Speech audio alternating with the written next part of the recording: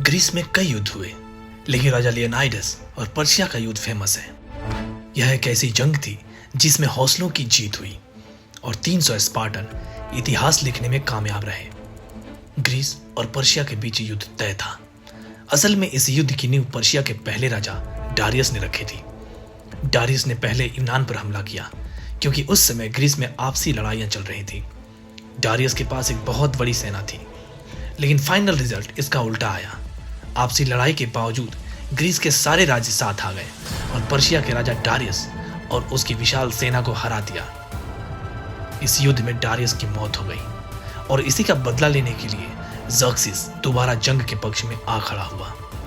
ज़र्क्सिस दुनिया की सबसे बड़ी सेना बनाने में कामयाब रहा, लेकिन उसे पता नहीं था कि अब उसका सामना स्पार्टा से होने वाला था। Hello everyone, welcome to the explaining site. और आज हम एक्सप्लेन करने जा रहे हैं 2006 में आई एक्शन ड्रामा फिल्म 300, जिसे डायरेक्ट किया है जैक स्नाइडर ने। IMDb पर इसकी रेटिंग है 7.6। इस फिल्म में मुख्य किरदार में है गेरार्ड बटलर, लेना हेडी एंड डेविड बेनम। कहानी की शुरुआत एक वॉइस ओवर के साथ होती है और हमें दिखाया जाता है कि एक बच्चा पैदा हुआ है। उसकी अच्छे से जांच की जाती है कि वह नाटा, कमजोर या अपंग तो नहीं, क्योंकि स्पार्टा में ऐसे बच्चों को मार दिया जाता है। मगर यह बच्चा बिल्कुल ठीक होता है और वह जैसे ही 7 साल का होता है उसे योद्धा बनने की ट्रेनिंग के लिए भेज दिया जाता है। स्पार्टा में सिर्फ एक ही चीज सिखाई जाती है कि वतन के लिए जान देना सबसे फख्र की बात है। ट्रेनिंग के दौरान उसे लड़ाया जाता है, मारा जाता है, पीटा जाता है और ट्रेनिंग खत्म होने के बाद इम्तिहान के लिए खौफनाक जंगल में भेज दिया जाता है। उस जंगल में उसका सामना एक खूंखार भेड़िया से होता है। यह बच्चा उस भेड़िए को मार डालता है और जब यह लड़का बड़ा होता है, घर वापस लौटता है, तो उसे राजा बना दिया जाता है। यह होता है स्पार्टा का राजा लियोनाइडस। धीरे धीरे वक्त बीतता है और 30 साल बाद लियोनाइडस के पास एक दूत आता है। राजा पूछता है कि मैं तुम्हारे लिए क्या कर सकता हूँ, क्या पैगाम है। वह बोलता है, जमीन और पानी। राजा पूछता है कि तुम फ्रांस से जमीन और पानी के लिए आए हो। दरअसल वो झूठ बोल रहा होता है। वो कहता है, हमारे शहंशाह चाहते हैं कि तुम उनकी अधीनता स्वीकार कर लो। लियोनाइडस इसके लिए मना कर देता है। दरअसल जब ये दूत आया होता है तो इसके दरवाजे पर कई सारे राजाओं के कटे हुए सर को लटकाया होता है ताकि वह लियोनाइडस को डरा सके, और इसके साथ ही उसकी रानी का अपमान भी किया होता है। इसलिए लियोनाइडस उसे और उसके सारे आदमियों को मार डालता है। लियोनाइडस को पता है कि फारस की बहुत बड़ी सेना है और वो यूनान पर हमला करने वाले हैं और सबसे पहले वे स्पार्टा पर हमला करेंगे। इसलिए लियोनाइडस उन पर हमला करना चाहता है, उनसे युद्ध करना चाहता है। लेकिन यह फैसला वो अकेले नहीं कर सकता। हालांकि वो राजा है, लेकिन स्पार्टा के कुछ रीति रिवाज है। अगर उसे युद्ध करना है तो उसे देवताओं का आशीर्वाद लेना पड़ेगा, जिसके लिए लियोनाइडस पुजारियों के पास जाता है। लियोनाइडस पुजारियों की सारी रणनीति बताता है। वह बताता है कि फारस की एक बहुत बड़ी सेना हम पर हमला करने वाली है।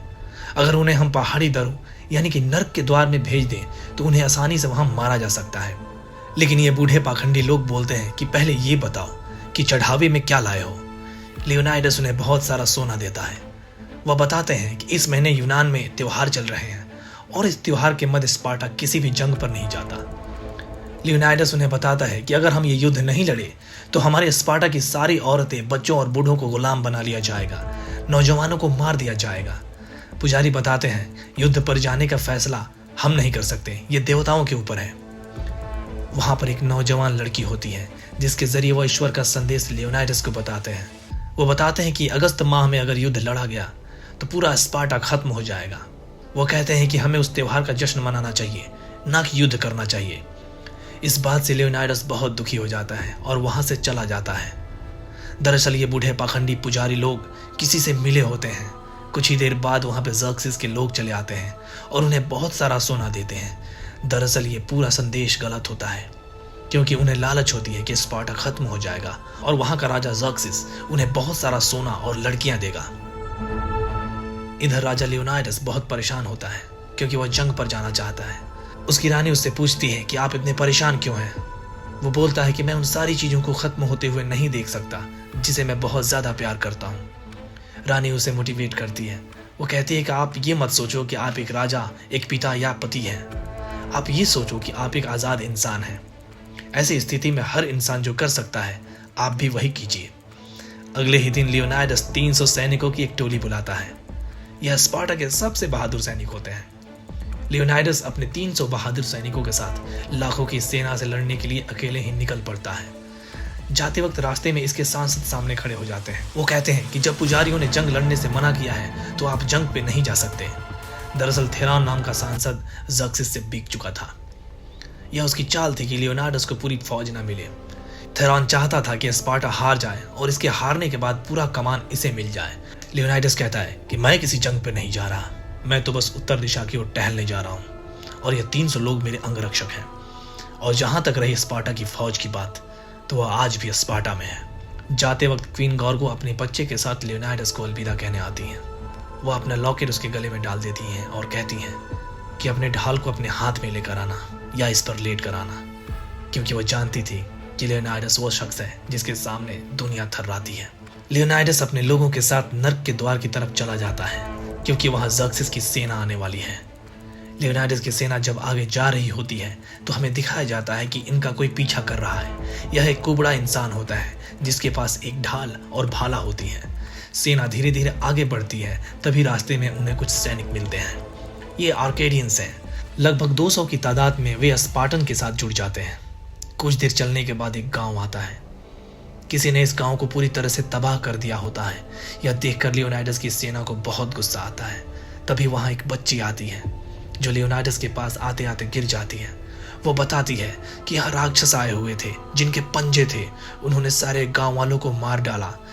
ये सब सुनने के बाद लियोनाइडस की सेना से एक बंदा बोलता है कि हमने फारसी भूतों के बारे में सुना था जिन्हें कभी मारा नहीं जा सकता। लियोनाइडस उस आर्केडियन से बोलता है कि उन्हें मारा जा सकता है या नहीं, ये हमारी तलवारें तय करेंगी। वह लोग वहां से आगे बढ़ते हैं और संकरे रास्ते से होते हुए समंदर किनारे पहुंचते हैं, जहां पर समुद्र में बहुत सारे फारसी जहाज दिखते हैं जो इनसे लड़ने के लिए ही आए होते हैं। तभी अचानक बहुत तेज बारिश शुरू हो जाती है।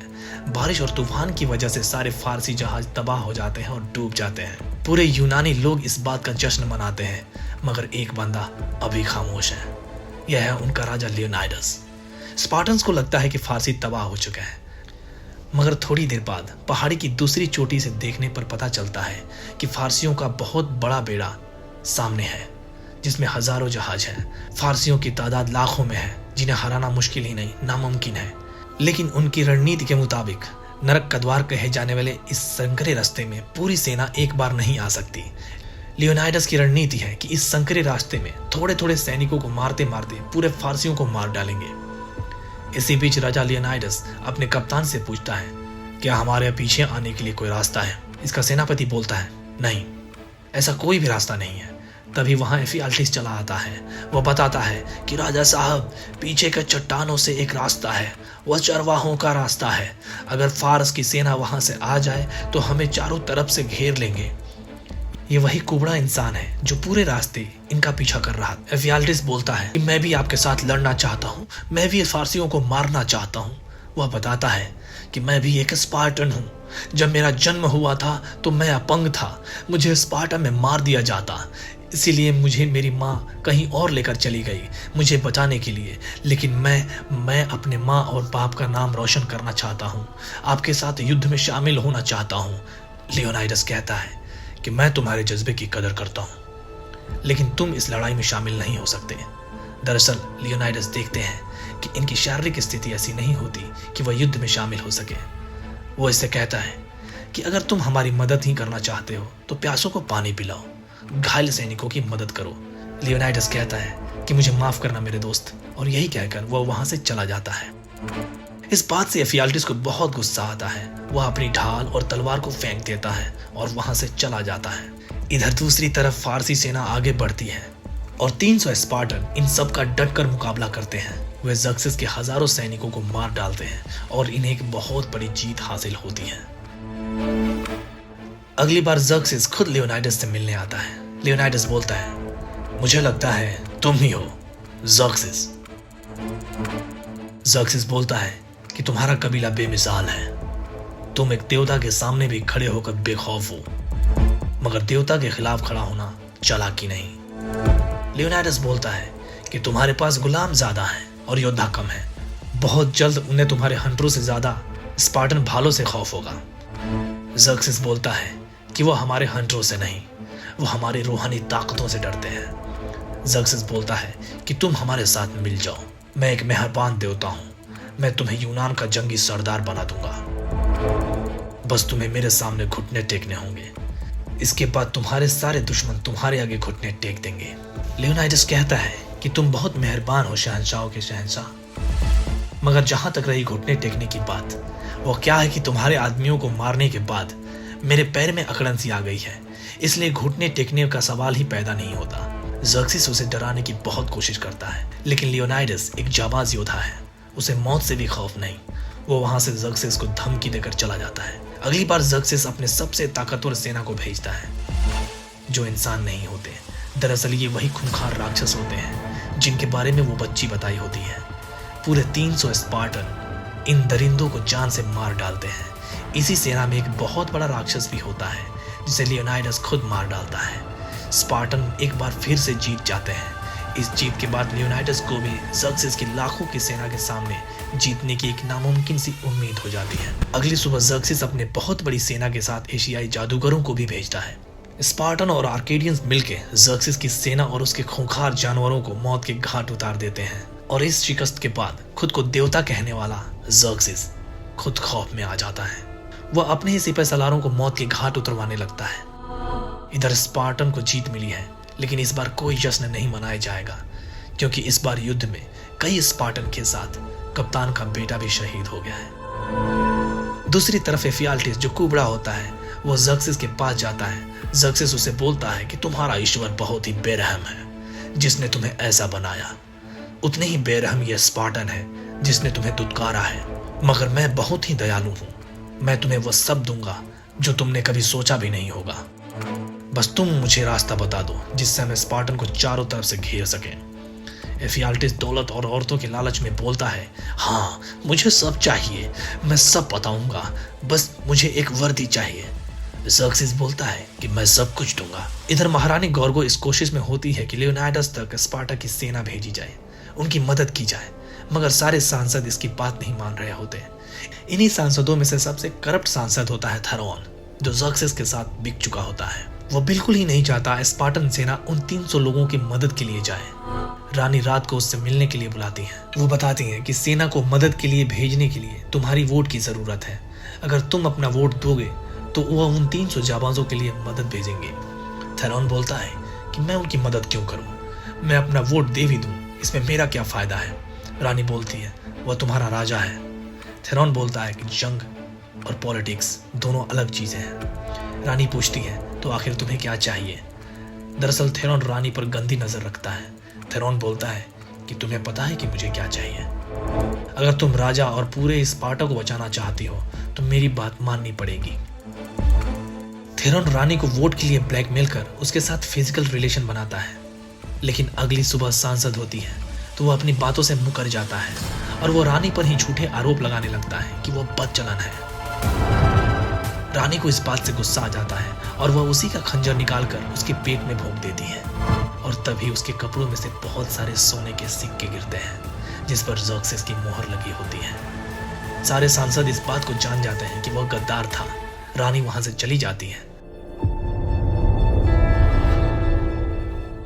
और दूसरी तरफ वहां, जिसे नर्क का द्वार कहा जाता है, एफियाल्टिस वहां ज़र्क्सिस के सैनिकों को रास्ता दिखा देता है जिसके जरिए स्पार्टन को चारों तरफ से घेरा जा सकता है।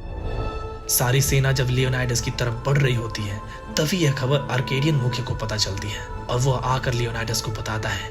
वो बताता है कि हम मारे गए, जितनी जल्दी हो सके यहाँ से भागना होगा। ज़र्क्सिस की सेना पीछे के रास्ते आ ही रही है। सुबह होते होते वे हमें चारों तरफ से घेर लेंगे और हम सबको मार डालेंगे। लियोनाइडस बोलता है कि स्पार्टन ना कभी भागते हैं और ना ही कभी झुकते हैं, भले उन्हें मौत का ही सामना क्यों न करना पड़े।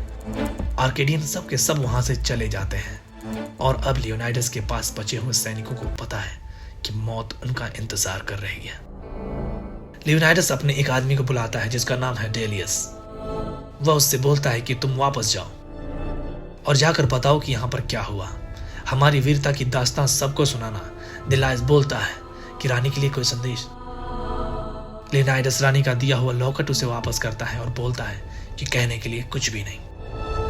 डिलायस वहां से चला जाता है और अगली सुबह उन्हें चारों तरफ से घेर लिया जाता है। ज़र्क्सिस का एक आदमी लियोनाइडस से बोलता है कि अब भी तुम हार मान लो और हमारे शहंशाह के सामने घुटने टेक दो तो हमारे मेहरबान शहंशाह तुम्हें माफ कर देंगे। यहाँ पर एफियाल्टिस भी होता है जिसने फारसियों को पीछे का रास्ता बताया होता है। वो बोलता है, लियोनाइडस, मैं तुमसे विनती करता हूँ कि उनकी बात मान जाओ, तुम घुटने टेक दो, अपने और अपने साथियों की जान बचा लो। लियोनाइडस को वह बात याद आती है जब उसने सर्द रात में खूंखार भेड़िए का सामना किया था और उसे मौत के घाट उतार दिया था। अब लियोनाइडस अपना कवच उतार देता है, अपनी ढाल भी फेंक देता है और एफियाल्टिस से बोलता है कि मेरे भाई, तुम्हारी उम्र लंबी हो। लियोनाइडस अपना भाला भी फेंक देता है और घुटनों के बल बैठ जाता है। उसे अपनी रानी याद आती है जिससे वह बहुत प्यार करता है। लियोनाइडस अपनी आंखें खोलता है और अपने एक आदमी को आवाज लगाता है, स्टेनियस। तभी स्टेनियस भागता हुआ आता है और लियोनाइडस की पीठ पर पैर रखकर उछल जाता है और ज़र्क्सिस के उस आदमी को मार डालता है। ज़र्क्सिस बौखला जाता है और बोलता है, खत्म कर दो इन सबको। इसके बाद लियोनाइडस उठता है और अपने भाले को ज़र्क्सिस पे चलाता है, मगर बदकिस्मती से वह भाला ज़र्क्सिस की सिर्फ गाल को छूकर निकल जाता है। ज़र्क्सिस की गाल से खून निकलना शुरू हो जाता है। तभी फारसी सेना के हजारों सैनिक स्पार्टन पर तीर चलाने लगते हैं जिससे आसमान ढक जाता है। सारे स्पार्टन्स शहीद हो जाते हैं। इधर दूसरी तरफ डिलायस रानी से मिलता है और लियोनाइडस का दिया हुआ लॉकेट उसे वापस करता है। रानी समझ जाती है कि लियोनाइडस अब इस दुनिया में नहीं रहा। वह उस लॉकेट को अपने बेटे के गले में डाल देती है। अब डिलायस सांसदों के पास जाता है। वह उन्हें बताता है कि राजा को कोई श्रद्धांजलि या गीत का कोई नगमा नहीं चाहिए था, बस उनकी यही ख्वाहिश थी कि हमें याद रखा जाए। अब दिखाते हैं कि डिलायस के सामने 10,000 स्पार्टन की फौज है। डिलायस उन्हें राजा लियोनाइडस और 300 वीर योद्धाओं की कहानी सुनाता है। तभी उनके सामने ज़र्क्सिस की एक बहुत बड़ी सेना होती है। वह अपने योद्धाओं से कहता है कि उनके दिलों में 300 स्पार्टन तलवारों की गूंज है, उनका खौफ है जो ये कभी भूल नहीं सकते। इसी के बाद स्पार्टन उस फारसी सेना पर टूट पड़ते हैं और इसी के साथ ये फिल्म यहीं खत्म होती है। हमारी वीडियो आपको कैसे लगी आप जरूर बताएं। हमारे चैनल को सब्सक्राइब करें, वीडियो को लाइक करें और शेयर करें। जल्दी मिलते हैं अगले वीडियो में। तब तक के लिए बाय बाय, टेक केयर।